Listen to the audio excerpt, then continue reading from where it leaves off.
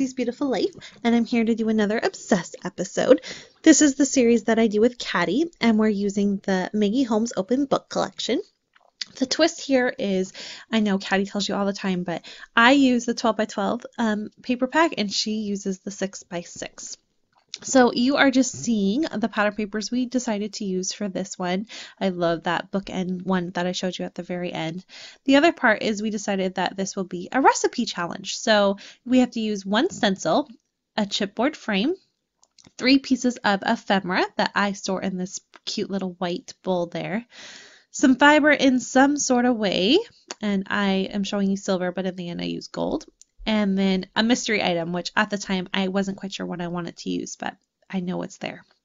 So I start by backing the really pretty creamsicle striped paper on the black. It kind of reminds me of like flannel shirts that people wear, that type of background paper.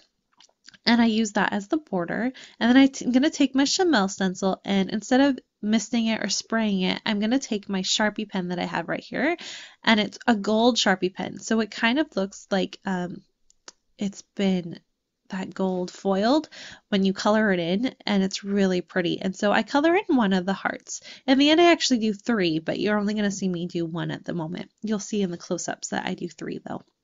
And then I grab my photos because I now know what photos I want to use. It took me a little bit to decide, but they are these 2 photos of my little guy Jackson and then my sweet niece Kira. And they're taken 2 months apart from each other, but there's huge changes, and I really wanted to document those changes and how fast time flies. So deciding what I want to do next. So remember, when we pick our pattern papers, we have to use those pattern papers some way in the layout.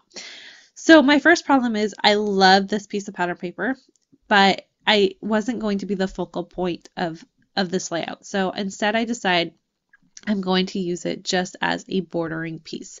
And so I'm going to trim it, and while I do that, I'm going to explain something else because my video cut out and I don't know, it's lost in video land somewhere.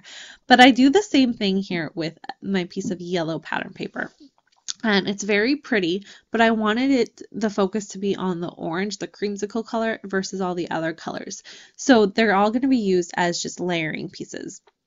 So the teal is going to be, for the photos, the main chunk to border it, and then there's just a little tiny sliver of yellow, and you will see that in just a second. And then what I also do is, with that remaining teal color, I do a half border around the pattern paper and then a half of the yellow, which you can now see. So that is how I was able to use those pieces of pattern paper. And I use the chipboard frame that is being covered now by this pretty piece of pattern paper, but I use it just at the very top of my photos as just a little bit of interest up there. And I'll use the blue part of that frame that you saw for another page, probably more about one about a girl. And what I am doing here is deciding which piece of the bookend I want to use. And I was kind of going through looking at what the phrases were saying, and I love the one that it says warmest wishes. And then when I placed it down, I realized that the color was actually the perfect color because it's just a shade different from that creamsicle color. And I love that a lot.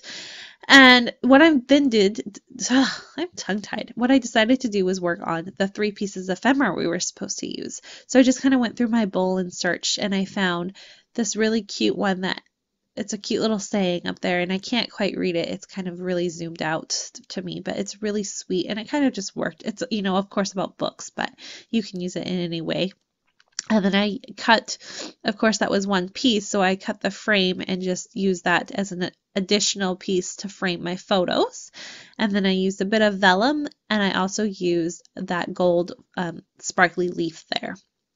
And then what you were seeing when I flipped the piece of paper over is I used my gold, I have very gold sparkly thread that you are normally supposed to use on a sewing machine, but my sewing machine, I got it from the dollar store, so the thread isn't actually very good and it keeps breaking. So I have to find other ways to use it. And so I just decided to use it and just stitched 3 X's and then just did it repeatedly so that it was enough to the desired thickness that I wanted it to be. And that's how I use my gold thread there. But now what you're seeing is I took my stencil and decided that this layout was a little too simplistic. It needed a little bit more texture in some way. So I just sprayed a bunch of gold, like the Heidi Shine, the gold lame. I just sprayed it and did a little bit more texture. And then that piece right there was from the Close Knit. It's the chipboard collection from that collection. And that is my mystery piece. And I try to use a couple pieces, but in the end, what ends up happening is I use two little buttons. And I put one right next to the little vellum piece that's right by the title. And then you put another one up by the border. So that's going to wrap up my layout. And as you can see, I titled it Time Flies with the black to help tie in the fact that I use black to border the layout to begin with. And then I'll just simply roller date stamp with the fact that the photo that I'm stamping right now was in August of 2014 and the other one was in June of 2014. And that's my layout. Don't forget to go check out Caddy's take on this as well, and we'll be back in 2 weeks with our last episode. Thanks everyone, and have a great day.